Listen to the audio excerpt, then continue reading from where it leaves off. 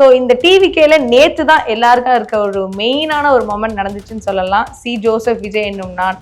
அந்த மொமெண்ட்டை பார்க்கும்போது உங்களுக்கு எப்படி இருந்துச்சு? அவரோட லாஸ்ட் படம்னு வேற அவர் சொல்லியிருக்காரு. இந்த லாஸ்ட் படத்தோட டைட்டில் இனிமே என்ன வரும்? சீஃப் மினிஸ்டர் விஜய் அப்படின்னு தான் ஐ வரும்ல. ஸோ அதுக்காக தான் ஜனநாயகம் மேபி வராமல் இருந்ததுன்னு நம்ம இப்போ இப்போ எப்படின்னா நிறைய படிச்சவங்க இருக்காங்கனாலும் எக்ஸ்பீரியன்ஸே இல்லை, ஹவு தே கேன் ஹேண்டில் அப்படிங்கிற ஒரு பெரிய குற்றச்சாட்டு வருது. அண்ட் இப்போ விஜய் அவர்கள் கோட் சூட் போட்டிருக்காருன்னு சொன்னீங்களா, அதுக்கே லைக் எப்படி தமிழ் மரபு வேஷ்டி சட்டை தான் எப்படி கோட் சூட் போடலாம், அதுக்கு ஒன்று சொல்லுங்க. நீங்க இங்க என்ன அங்க இருந்தாலே 1 கோடி கிடைக்குங்க ஓட்டு, என்ன சொல்றது? அரசியல் அறிவே இல்லை, தற்குறி அந்த ஒரு வேர்டு தான், தற்குறி அப்படிங்கிற வேர்டு தான் இப்போ யாராவது விஜய் சப்போர்ட்டர்ஸ் அப்படின்னா அப்படி சொல்றாங்க. ஆனா ஒரு சில ஆளுங்க ரொம்ப மோசமா எதிர்க்கிறோன்றது ஓகே, டீசெண்டா எதிர்க்கலாம், உங்களோட கொள்கைகள் சொல்லலாம், பர்சனலா எக்ஸ்பீரியன்ஸை பத்தி பேசி நீங்க பேசலாம், இல்ல நீங்க சினிமான ஆக்டர்னு சொல்லி வேணும்னா நீங்க அது பண்ணலாம். அது எல்லாமே ஒரு லிமிட் இருக்கும். அதையும் தாண்டி சில பேட் வேர்ட்ஸுக்குள்ள போய் தேவையில்லாத ஆளுங்களை இழுத்து. ஹாய், வணக்கம், எப்படி இருக்கீங்க? வணக்கம், நல்லா இருக்கேன். நீங்க எப்படி இருக்கீங்க? சூப்பரா இருக்கேன். எப்படி போயிட்டு இருக்கு சீரியல்ல இருக்கிற பயங்கர பரபரப்பா கல்யாணம் போயிட்டு இருக்குது? ஆமா, 1 ஹவர்னால ரொம்ப பரபரப்பா. Okay, super great. ஸோ இப்போ சமீபத்துல ஒரு நிறைய விஜய் ஃபேனாக உங்களை நாங்க பார்க்க முடிஞ்சது டிவிகேக்கு சப்போர்ட் பண்ணி. ஸோ இந்த டிவிகேல நேத்து தான் எல்லாருக்கும் இருக்க ஒரு மெயினான ஒரு மொமெண்ட் நடந்துச்சுன்னு சொல்லலாம். சி ஜோசப் விஜய் என்னும் நான். அந்த மொமெண்ட்டை பார்க்கும்போது உங்களுக்கு எப்படி இருந்துச்சு? எமோஷனலா இருந்துச்சு. அது ஹாப்பினஸோட ஒரு, எனக்கு ஆக்சுவலி நான் தமிழ் கிடையாது, கேரளா தான். பட் உங்களுக்கு தெரியும் கேரளாவில் அவரோட இன்ஃப்ளூயன்ஸ். எஸ். ஸோ நிறைய முன்னாடி நான் சொல்லியிருக்கேன், விஜய் சாரை எல்லாம் பார்த்து தான் நம்மளே சினிமான்ற ஒரு ஆசையே வந்தது அந்த மனுஷனை பார்த்து தான். அது வேற யாருக்குமே அந்த கிரெடிபிலிட்டி கொடுக்க, என்ன மாதிரி என்னோட ஏஜ் குரூப்ல இருக்கிற 90s கிட்ஸ் இல்லைன்னா அது தாண்டி வந்தவங்களுக்கு எல்லாம் விஜய் சார், அஜித் சார் எல்லாம் தானே. அதுலேயும் விஜய் சார் உங்களுக்கு எல்லாருக்குமே தெரியும் அவரோட ஒரு ஆரா என்ன, அவரோட ஒரு மூவி. இன்ஃபேக்ட் அவரோட படம் ஹிட்டோ இல்லையோ அதை பற்றி எல்லாம் நம்ம இது வரைக்குமே நான் கான்ஷியஸ் ஆனதே இல்லை. இது ஹிட், இப்போ நம்ம எல்லாரோட ஆக்டர்ஸோட படம் இது ஹிட்டு இது ஃப்ளாப்பு அப்படின்ற ஒரு கேட்டகரைஸ் பண்ணுவோம்ல. விஜய் சாரோட படம் இது வரைக்குமே நான் கேட்டகரைஸ் பண்ணதில்லை. அவரோட படம்னா அவரோட படம், அது எந்த படமாக இருந்தாலும். பிகாஸ் கதையெல்லாம் தாண்டி அந்த மனுஷங்கிட்ட ஒரு ஆரா இருக்குது. நம்ம சூப்பர் ஸ்டார்கிட்ட இருக்கிற மாதிரி, இல்லைன்னா முன்னாடி இருந்த லெஜெண்ட்ஸ் மாதிரி, அந்த மாதிரி ஒரு பயங்கரமான ஆரா இருக்குது. அவரை பார்த்து வந்ததுனால அவர் மேலே நமக்கு அந்த பாசம் அதிகமாக இருக்கும். ஸோ சி ஜோசப் விஜய் நான் அப்படின்னு நான் ஆக்சுவலியே ப்ரெடிக்ட் பண்ணி போட்டேன். ப்ரெடிக்ஷன் எல்லாம் கிடையாது, ப்ரெடிக்ஷன் எல்லாம் நான் சொல்ல மாட்டேன். பயங்கரமான சப்போர்ட். இப்போ நமக்கு எனக்கு மற்ற கட்சி மேலே இருக்கிற எதிர்ப்போ அதெல்லாம் கிடையாது. எனக்கு இவர் மேலே இருக்கிற அன்பு, லவ், அவர் மேலே இருக்கிற அந்த ஒரு இன்ட்ரெஸ்டா அது இல்லை. அதனால நான் அவரு நேற்று தான் அஃபிஷியலி சி ஜோசப் விஜய் நான் போட்டது. ஆனால் நான் இன்ஸ்டாகிராமில் பார்த்தீங்கன்னா முந்தானத்து நான் அது போட்டுட்டேன். Okay okay. இப்போ என்ன நிறைய பேர் கேட்டாங்க, என்ன ப்ரோ என்ன இன்னும் ஆகல? அது ஆகும், கான்ஃபிடென்ட்டாக இருங்க, வெற்றி நிச்சயம் அப்படின்னு. It's nice.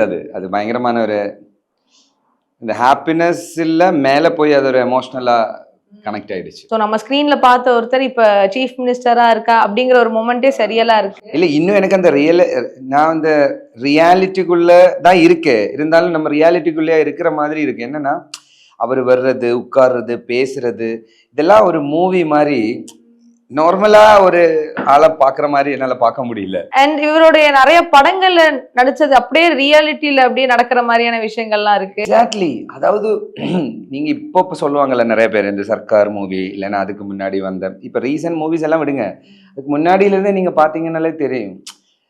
அந்த தமிழன் மூவி எல்லாம் நீங்க ஞாபகம் இருக்கு உங்களுக்கு? அதெல்லாம் பயங்கரமா எனக்குள்ள நான் நடந்த விஷயங்களை சொல்றேன். அப்போல்லாம் நான் கேரளாவில் தான் இருக்கேன், இங்கே இல்லை. அப்போ கூடயும் நம்ம அப்படி வியந்து பார்த்தேன் அந்த படத்தை எல்லாம். இதெல்லாம் ஒரு ரியாலிட்டியாக இருந்தால் எப்படி இருக்கும்? இந்தியன் கான்ஸ்டிடியூஷன் எல்லாரோடையும் வீட்டில் ஒன்று வேணுன்றது இப்போ என்னோடையும் லைக் என்னென்னா ஒரு கீதா, பைபிள், ஒரு குரான் எல்லாரோட வீட்டில் இருக்கிறது மேண்டிட்டரியா இல்லையான்னு எனக்கு அது தெரியாது. என்னோட வீட்டில் இருக்கும். அதே மாதிரி எனக்கு தெரிஞ்சவங்களோட வீட்டில் அதே மாதிரி இந்தியன் லா அது ஒவ்வொரு மக்களும் அது படிக்கணும், அது அந்த ஒரு புக்கை நீங்கள் எல்லாரும் வச்சுக்கணுன்றது வந்து இப்போ நான் அதை ஆசைப்படுறேன். பிகாஸ் நம்ம வந்து செக்ஷன்ஸு இல்லைன்னா லாலாம் தெரிஞ்சிருக்கிறது நம்மளோட வாழ்க்கைக்கும் அது ரொம்ப நல்லதான ஒரு விஷயம் தானே. நான் அப்படி தான் யோசிக்கிறேன். ஸோ தமிழில் அதெல்லாம் வந்திருக்கு. இப்போ அதெல்லாம் நான் ரீகலெக்ட் பண்ணுறேன். இதெல்லாம் அன்றே கணித்து விட்டார் சொன்னா ஐயா அந்த மாதிரி ஒரு ஃபீலு. நிறைய கனெக்ஷன் இருக்குங்க. நிறைய சர்க்காரெல்லாம் இப்போ பார்த்தீங்கன்னா அப்படி இருக்கு. ஐ திங்க் ஜனநாயகன் வந்தா இன்னும் வேற லெவல்ல we can relate it. Actually ரொம்ப நம்ம வந்து பொலிட்டிக்கலி நீங்கள் வந்து நிறைய பொலிட்டிக்ஸ் பண்ணுவாங்க, அதெல்லாம் பண்ணுவாங்க. இதெல்லாம் இருந்தாலும் மூவின்றது அது ஒரு தனி இண்டஸ்ட்ரி. நீங்கள் இப்போது மூவியோட ஒரு மிகப்பெரிய ஃப்ரீடம் என்ன தெரியுமா? நீங்கள் எந்த விஷயத்தை பற்றி கூடயும் நீங்கள் மூவியில் பேசலாம். அதில் நோ லிமிட்ஸ் அண்ட் ரெஸ்ட்ரிக்ஷன்ஸ் இல்லை. இப்போ தான் அது வந்து மூவியை வந்து வேறொரு என்ன சொல்கிறது ஒரு டூலாக பார்க்குறாங்க பொலிட்டிக்ஸுக்கும் இதுக்கும். அது டிஃப்ரெண்ட் தானே. அது ஒரு டிஃப்ரெண்ட் இண்டஸ்ட்ரி, அது ஒரு என்டர்டெயின்மெண்ட் ஃபீல்டு. அதுக்கு இதை ரிலேட் பண்ணி அது வந்து வர விடாமல் பண்ணது. இப்போ சாதாரணமான ஒரு விஜய் ஃபேன் அப்படின்ற விதத்தில் வந்து பார்த்தீங்கன்னா நமக்கெல்லாம் பயங்கரமான வருத்தம், ஒரு மாதிரி ஒரு கோபம் கூட வந்திருக்கு. ஏன் இது பண்ணணும் அப்படின்றது. அது ஒரு ஆனால் இனிமே வரும்போது பாருங்கள் அந்த ஃபெயிட் எங்கே இருக்குது பாருங்கள். அவரோட லாஸ்ட் படம்னு அவர் சொல்லியிருக்காரு. இந்த லாஸ்ட் படத்தோட டைட்டில் இனிமே என்ன வரும்? சீஃப் மினிஸ்டர் விஜய் அப்படின்னு தான் ஐ திங்க் வரும்ல. ஸோ அதுக்காக தான் ஜனநாயகம் மேபி வராமல் இருந்ததுன்னு நம்ம இப்போ வந்து சந்தோஷப்படலாம். எஸ் நிச்சயமா. அண்ட் இப்போ இருக்கிற இந்த டிவிகேல இருக்கிற எம்எல்ஏஸா இருக்கட்டும் எல்லாருமே ஒரு நியூ ஃப்ரெஷ் ஃபேஸா இருக்காங்க. நிறைய படிச்சவங்க இருக்காங்க, நிறைய யங்ஸ்டர்ஸ் இருக்காங்க. அதெல்லாம் நீங்க எப்படி பாக்குறீங்க? ஐயோ அதுதான் நான் சொல்றது. சேஞ்ச் வந்து நான் எங்க பார்த்தேன்னா, நான் கலாச்சாரத்துக்கு எல்லாம் எதிர் கிடையாது. எந்த கலாச்சாரமா இருந்தாலும் அது இந்தியாவோட culture, what ever it is, அது ஒவ்வொருத்தரோட டிபெண்ட் பண்ணி. பட் எனக்கு எங்க சேஞ்ச் ஸ்டார்ட் பண்ண தெரியுமா? நான் பார்த்தது சிஎம்மோட காஸ்டியூம் எப்படி இருந்துச்சு. Coat suit. நான் சொல்றது வந்து வேஷ்டி சட்டை வந்து நம்மளோட கல்ச்சர், நம்மளோட மரியாதை, அது இல்லைன்னு இல்லை. பட் ஒரு அஃபிஷியலாக வந்து அந்த மனுஷன் அப்படி வந்து நிற்கும்போது நம்ம எந்த சிஎம் நான் பார்க்கல, எந்த சிஎம்ஐயும் அப்படி ஒரு காஸ்டியூம் இல்லை. நான் படத்தில் எல்லாம் 1-2 மூவிஸில் பார்த்துருக்கேன். என்ன ஹைலி இன்ஃப்ளூயன்ஸ் பண்ண 1-2 மூவிஸ் எல்லாம் சிஎம் பேஸ்டு மூவிஸ் எல்லாம் இருக்குது. நான் பேரெல்லாம் சொல்லலை. ஸோ அது ஒன்று. 2 பார்த்தீங்கன்னா நீங்கள் கேண்டிடேட்ஸ் பாருங்கள், எம்எல்ஏஸை பாருங்கள். 8 MBBS, எஸ் அதாவது டாக்டர்ஸ், 22 இன்ஜினியர்ஸ், 6 லா படிச்சவங்க, 11 லா படிச்சவங்க. கிராஜுவேஷன் வந்து சம்திங் மோர் தென் 10. IITS வந்து 5 அண்ட் PhD எடுத்தவங்க 5. See the change. இதுதான் இனிமே நீங்க பாருங்க. நான் வந்து இப்போ நிறைய பேர் எக்ஸ்பீரியன்ஸ் அது இதெல்லாம் பேசுறாங்க, அதெல்லாம் வேணும், இல்லைன்னு இல்லை நம்ம. பட் இருந்தாலும் இப்போ நீங்க பாருங்க, சட்டசபைக்கு போக போறது வந்து இளைஞர்கள் படிச்சவங்க போக போறாங்க. ஸோ அதோட ரிஃப்ளெக்ஷன் என்னவா இருக்கும்னா அது தமிழ்நாடு மக்களுக்கு தானே அதோட இது. கண்டிப்பா அதோட சேஞ்ச் அதுல இருந்தே அந்த சேஞ்ச் நம்ம பார்க்க ஆரம்பிச்சோம். எஸ். இப்போ விஜய் அவர்களுக்கு எந்த அளவுக்கு ஆதரவு இருக்கோ அதை விட டபுள் மடங்கு எதிர்ப்பும் இருக்கு. அதையும் நம்ம வந்துட்டு it's like very hard truth. இப்போ எப்படின்னா நிறைய படிச்சவங்க இருக்காங்கனாலும் எக்ஸ்பீரியன்ஸே இல்லை, ஹவு தே கேன் ஹேண்டில் அப்படிங்கிற ஒரு பெரிய குற்றச்சாட்டு வருது. அண்ட் இப்போ விஜய் அவர்கள் கோட் சூட் போட்டிருக்காருன்னு சொன்னீங்களா, அதுக்கே லைக் எப்படி தமிழ் மரபு வேஷ்டி சட்டை தான் எப்படி கோட் சூட் போடலாம், அதுக்கு ஒண்ணு சொல்றேன். அதுதான் நான் சொல்றேன். அது வந்து ஒவ்வொருத்தரோட விருப்பம் தானே. ட்ரெஸ்ஸுன்றது வந்து நம்ம கல்ச்சரோட ட்ரெஸ்ஸு தான் வேஷ்டி சட்டைன்னு சொல்கிறாங்க. அது சொல்லப்படுற விஷயந்தான். நம்ம வருஷமாக நம்ம அது ஃபாலோ பண்ணுற விஷயந்தான். கோட் சூட் ஆக்சுவலி நம்ம கல்ச்சர் இல்லைன்னு சொல்கிறாங்க. பட் கோட் சூட் நம்ம கல்ச்சர் இல்லைன்னு நம்மளால் மொத்தமாக சொல்லவும் முடியுமா? நீங்கள் ஒரு போஸ்ட் கிராஜுவேஷன் படித்த ஒரு ஆள் ஒரு வேலைக்கு போகும்போது அஃபிஷியலாக நீங்கள் போகும்போது வேஷ்டி சட்டை போட்டு போகிறது, அப்புறம் ஏன் நீ உங்களை வேஷ்டி சட்டை போட விட மாட்டேங்கிறேன்? ஆஃபீஸில் ஒர்க் பண்ணும்போது எனக்கு பிடிச்ச கம்ஃபர்ட்டை நான் என்ன கேட்டிங்கன்னா வேஷ்டி தான் பெஸ்ட் கம்ஃபர்ட்டு. நல்ல நமக்கு வந்து இப்போ இருக்கிற இந்த கிளைமேட்டுக்கு நம்ம வந்து இவ்வளோ கோட் சூட் எல்லாம் பாருங்கள். இது ஒரு கேரக்டர் தான். இது ஓகே, இது ஒரு ஃபிக்ஷன்னு சொல்லலாம், மாற்றலாம். பட் நம்ம நிறையா ஆஃபீஷியல்ஸ், நானே கார்ப்பரேட்டில் ஒர்க் பண்ணியிருக்கேன். நானே கோட் போட்டு டை போட்டு தான் ஒர்க் பண்ணியிருக்கேன். எனக்கு அது ரொம்ப எரிச்சலாக இருக்கும். இந்த சூடில் டே என்னடா நீங்களும் அப்படின்னு இருக்கும். அப்புறம் அதெல்லாம் என்ன சொல்கிறது, அதுவும் நீங்கள் எகெயின்ஸ்ட் பண்ணணும்ல. அப்படின்னா இல்லைங்க, இந்தியாவில் வந்து எங்களுக்கு ஒரு கல்ச்சர் இருக்குது. அதான் சவுத் சைடில் எங்களுக்கு அந்த கல்ச்சர் இருக்குது. சவுத் சைடில் நாங்கள் எவ்வளோ படித்து, உங்களுக்கு எங்களோட அறிவு மட்டும்தானே வேணும், காஸ்ட்யூம் என்ன போட்டாலும் வேலை நல்லா நடக்கணும் அப்படின்னு ஏன் யோசிக்க மாட்டேங்கிறேன். ஸோ அது எல்லாரோட கம்ஃபர்ட் தான், ஃப்ரீடம் ஆஃப் ட்ரெஸ்ஸஸ். அது ஒன்று. இதில் என்ன இருக்குது, இட்ஸ் குட் நோ இல்லையா? இதுக்கு ஒரு டிக்னிட்டி இருக்குது. இல்லைன்னு நம்ம என்னதான் நம்ம ட்ரெஸ் இல்லைன்னு சொன்னாலும் நம்ம அதை அக்செப்ட் பண்ணிட்டுறதுக்கு ஒரு ரீசன், அதில் ஒரு டிக்னிட்டி இருக்குது. அந்த டிக்னிட்டி தானே இதுவும். இதில் என்ன நீங்கள் வந்து எதிர்ப்பு இருக்குங்க. நீங்கள் விஜய் சாரே சொல்லியிருக்கேன், எல்லாருக்குமே நம்மளை பிடிச்சிருக்குன்னு வச்சுக்கோங்களேன், இப்போ வாழ்கிறதுக்கு ஒரு இன்ட்ரெஸ்ட் இருக்காதுன்ற மாதிரி தான். இப்போ எதிர்க்கிறவங்களும் நீங்கள் சொன்ன மாதிரி தான் அவங்க சொல்கிறாங்க. ஒரு எக்ஸ்பீரியன்ஸை பற்றி சொல்கிறாங்கல்ல. பொலிட்டிக்கல் எக்ஸ்பீரியன்ஸ்னால் அது என்னன்னு எனக்கு கொஞ்சம் நீங்கள் சொல்லணும். அப்போ தான் நான் அதை திருப்பி சொல்ல முடியும். ஏன்னா சிஸ்டம் ரன் பண்ணுறது வந்து அட்மினிஸ்ட்ரேஷன். நான் முன்னாடியும் சொல்லியிருக்கேன், அட்மினிஸ்ட்ரேஷன் தான்.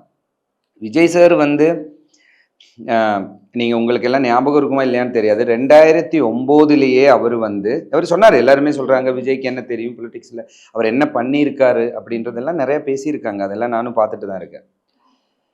பண்ணியிருக்கிறதெல்லாம் நம்ம அப்புறம் பேசிக்கலாம். நிறையா பண்ணியிருக்காங்க இல்லையான்றது வந்து பேசுகிறவங்களுக்கும் தெரியும், பேசாதவங்களுக்கும் தெரியும் அது என்ன பண்ணியிருக்க. அதெல்லாம் விட்டுருங்க. அவர் வந்து 2009 அவரோட விஜய் ஃபேன்ஸ் அசோசியேஷனை விஜய் மக்கள் இயக்கம் அப்படின்ற ஒரு விஷயத்துல அவர் மாத்திட்டாங்க. நீங்க அந்த சேஞ்சை நீங்க யாராச்சும் கவனிச்சிருக்கீங்க? அது ஒரு இதுதான். இன்னைக்கு நான் சொல்லட்டா, நான் கேரளாவில் இருக்கிற ஒரு ஆளு, நான் கேரளாவில் இருந்து வந்த ஒரு ஆளு. இதே நான் ஏன் இவ்வளோ ஸ்ட்ராங்காக சொல்றேன்னா, என்னோட கசினுக்கு கேரளாவில் ஒரு ஆக்சிடென்ட் நடந்து பிளட்டு தேவை வரும்போது ஒரு மோகன்லால் ஃபேன்ஸ், ஒரு மம்முட்டி ஃபேன்ஸ், எங்களோட சூப்பர் ஸ்டார்ஸ் தான். அவங்க எல்லாருமே லெஜெண்ட்ஸ் தான், அவங்கள யாருமே ஒன்றும் இல்லைன்னு சொல்லலை. ஆனால் அவங்களுக்கு எல்லாம் முன்னாடின்னு இல்லை, அவங்களோட ஃபேன்ஸ் அந்த மாதிரி எல்லாம் நான் யாரையுமே பார்க்கல. சர்க்கம்ஸ்டான்ஷியலி அங்கே நான் பார்க்கல. அங்கே வந்து நின்னது, கேரளாவில் வந்து நின்னது விஜய் ஃபேன்ஸோட பசங்க வந்து பிளட்டு கொடுக்கறதுக்கு ஏற்பாடு பண்ணுறாங்க, அரேஞ்ச் பண்ணுறாங்க. அங்கே இங்கே இருந்துன்னு அங்கே ஒரு கூட்டமே வந்துடுச்சு ஃபேன்ஸோட. கேரளாவில் பிகாஸ் அது எனக்கு வந்திருக்கு அந்த ஒரு பெனிஃபிட்டு. லைக் என்னோட ஒரு கசினுக்கு அது ஒரு ஃபீல் பண்ணியிருக்கேன் நான். ஸோ அந்த அளவுக்கு ஒரு இன்ஃப்ளூயன்ஸுங்க. நீங்கள் இது இங்கே என்ன, அங்கே நின்னாலே 1 கோடி கிடைக்குங்க ஓட்டு. அப்படிப்பட்ட ஒரு ஒரு ஒரு என்ன சொல்றது, அப்படிப்பட்ட ஒரு மனிதன். அது ஒரு எல்லாருக்குமே மேபி அது எப்போவுமே எல்லாருக்குமே வராது, எனக்கு தெரியல. நம்ம கிரியேட் பண்ண நினைச்சாலும் அது நடக்காது. மக்களோட மனசு அவ்வளோ பெரிய அன்பு கிடைக்கிறதுன்றது நீங்கள் பார்த்தீங்களா? ஃபோட்டோ இப்போ இன்ஸ்டாகிராமில் அதில் இதெல்லாம் பார்த்தீங்கன்னா ஒவ்வொருத்தரும் அழுறாங்க. அவர் ஓத்தில் அவர் வந்து அது சொல்லும்போது அழுறாங்க. அவங்க வந்து ஆரதி எடுக்கிறாங்க, என்ஜாய் பண்ணுறாங்க, டான்ஸ் பண்ணுறாங்க. எல்லாம் அவங்களோட வீட்டுக்குள்ளேயே நடக்கிற விஷயங்கள் சொல்கிறேன். இதோ நமக்குள்ளே வந்த ஒரு சக்ஸஸ் மாதிரி. ஏன்னா அந்த அளவுக்கு அவர் மக்கள் மனசில் இன்ஃப்ளூயன்ஸ் அவரோட இன்ஃப்ளூயன்ஸ் அவ்வளோ இருக்குது. அவர் சொன்ன மாதிரி பொலிட்டீஷியன் ஆனதுக்கப்புறம் தான் ஒவ்வொருத்தரும் அவரோட வீட்டுக்குள்ளே போவேன். நம்ம எல்லாம் வீட்டுக்குள்ளே போனதுக்கப்புறம் தான் பொலிட்டீஷியனே ஆன மாதிரி அவரே சொல்லியிருக்காரு தலைவர். ஒரு குட் ஃபீல் அண்ட் ஒரு சேஞ்சுக்காக. அதாவது நான் சேஞ்சுன்னு என்ன நான் யோசிக்கிறேன்னா, நானும் அதுக்கு ஒரு கிளாரிட்டி தரேன். ஏன்னா இதுக்கு முன்னாடி கொடுத்த ஒரு இன்டர்வியூவில் எனக்கு சில விஷயங்களில் கிளாரிட்டி கொடுக்க முடியல. சில விஷயங்கள் நமக்கு அது தெரியும். ஏன்னா சேஞ்சுன்றது நான் பார்க்குறது வந்து இப்போ நிறைய பில்டிங் வர்றது, ஒரு 50-100 ஃப்ளோர் பில்டிங் வர்றதோ இல்லைன்னா இன்ஃப்ராஸ்ட்ரக்சர், அதெல்லாம் தேவையான விஷயங்கள் தான். நான் பார்க்குற ரியல் ஒரு டெவலப்மெண்ட்டுன்னா இல்லைன்னா அது வந்து நான் என்ன யோசிக்கிறேன்னா, மக்களோட வாழ்வாதாரத்துக்கு சேஞ்ச் வரணும். அதுதான் ரியல் அப்படி டெவலப்மெண்ட்டுன்னு நான் நம்புகிறேன். ஸோ அதுதான் எக்ஸ்பெக்டேஷன் இப்போ. ஓகே, அதுதான் எக்ஸ்பெக்டேஷன். மற்றபடி இப்போ சாலைகள், தண்ணீர் பிரச்சனை, இல்லைன்னா என்ன சொல்கிறது, இந்த ரவுடிசம் சொல்லலாம், அது கொஞ்சம் கண்ட்ரோல் பண்ண வேண்டிய சூழ்நிலையில் இப்போ நம்ம இருக்குன்னு எனக்கு தோணுது. அதுவும் ஒன்னொரு விஷயம் இருக்குது. நிறைய விஷயங்களுங்க, நிறையா அப்ளை பண்ணுறதுக்கு நிறையா இருக்குது. நம்மக்கிட்டே நம்மளே யோசிக்கிற சில விஷயங்கள் இருக்குது. நம்ம ஏன் இப்போ யோசிக்க ஆரம்பிச்சிட்டேன்னா, இவர் இதெல்லாம் பண்ணுவாருன்ற ஒரு எதிர்பார்ப்பு தான். அந்த எதிர்பார்ப்பு அவர் எக்ஸ்பெக்டேஷனை பூர்த்தி செய்வாரா? அது அவர்கிட்ட தான் கேட்கணும் இல்லையா? இல்லை, நம்ம வந்து இதுதான் இப்போ என்னோட இதே ஒப்பீனியன் தான். ஒவ்வொரு மக்களும் இப்போ ஓட்டு போட்ட ஒவ்வொரு மக்களோடையும் எதிர்பார்ப்பு தான். நமக்கு எதிர்பார்க்க மட்டும்தான் முடியும், கொடுக்க வேண்டியது அவங்க. அது என்னதான் விஜய் சார் பண்ண போறான்றது வந்து நம்ம பார்க்கணும். நிச்சயமா. சோ இப்போ நிறைய ஃபேன்ஸ் இருந்தாலும் விஜய் சாரோட சப்போர்ட்டர்ஸ் எல்லாருமே என்ன சொல்றாங்கன்னா, they are like not educated, அரசியல் அறிவே இல்லை, தற்குறி. அந்த ஒரு வேர்டு தான், தற்குறி அப்படிங்கிற வேர்டு தான் இப்போ யாராவது விஜய் சப்போர்ட்டர்ஸ் அப்படின்னா அப்படி சொல்றாங்க. So how to you see that? நீங்க அதை ஃபேஸ் பண்ணியிருக்கீங்களா? நான் என்ன சொல்றதுக்கு, நம்ம வந்து இப்போ எனக்கு தனிப்பட்ட முறையில் அதெல்லாம் பாதிக்கப்பட்டதில்லை நான் அந்த தற்கொலை விஷயத்தில். பட் என்னன்னா நான் என்ன யோசிக்கிறேன், விஜய் சாருக்கு இவ்வளோ ஓட்டு அதிகமாக கிடைக்கிறதுக்கு ரீசனே அந்த ஒரு பிரச்சனை உருவாக்குனதுனால தான் போல. ஏன்னா நீங்கள் படித்தவங்க இளைஞர்களை தற்கூரின்னு சொல்கிறாங்க. இளைஞர்கள் நினைச்சா என்ன வேணா நடக்கும்ன்றது வந்து நம்ம எல்லாருமே பல இடத்துல பல கண்ட்ரீஸில் நம்ம பார்த்துருக்கோம் என்னென்ன நடக்கும்னு. நீங்கள் சில விஷயங்களை ரீகலெக்ட் பண்ணால் உங்களுக்கு தெரியும். சில சர்க்காரே வேனிஷ் பண்ணியிருக்காங்க இளைஞர்கள். ஸோ அந்த அளவுக்கு இளைஞர்கள் கையில் தானே எல்லாருமே அதானே சொல்கிறாங்க, இளைஞர்கள் கையில் தான் கண்ட்ரின்னு சொல்கிறாங்க. அந்த இளைஞர்களை தான் அது யார் சொன்னேன், நான் சொன்னது ஆப்போசிட் ஆளுங்க சொன்னேன்னு நான் சொல்ல மாட்டேன். அது எங்கே இருந்து உருவானதுன்னு எனக்கு தெரியல. பட் அது உருவானது விஜய் சாருக்கு ஓட்டு கிடைக்கிறதுக்கு இன்னும் அது ஒரு பூஸ்டப் தான் தவிர வேற எதுவுமே எனக்கு தெரிஞ்சு அதனால எந்த பாதிப்பும் யாருக்குமே கிடையாது. இப்போ என்ன ஆச்சு, ஆக்ஷன் சொல்லியிருக்காங்க. தற்கூரின்றது வந்து யாரு அப்படின்றது இல்லையா, நீங்க சொல்லப்பட்டது யார, ஆனா இப்போ என்ன நடந்திருக்குன்றது வந்து ஆக்ஷன்ஸ்ல தெரிஞ்சிருச்சு. It's good thing. எல்லாமே நடக்குங்க, பொலிட்டிக்ஸ் தானே. உங்களை எதிர்க்கிறதுக்காக எந்த விதத்திலையும் பேசலாம். பட் அது ஒரு மரியாதையா பேசணும். இப்போ எதிர்கட்சிக்காரங்களா இருந்தாலும் ரொம்ப நல்ல மரியாதையா தான் எல்லாரும் பேசுனாங்க. ஆனா ஒரு சில ஆளுங்க ரொம்ப மோசமா நம்ம எதிர்க்கிறோன்றது ஓகே, டீசெண்டா எதிர்க்கலாம்.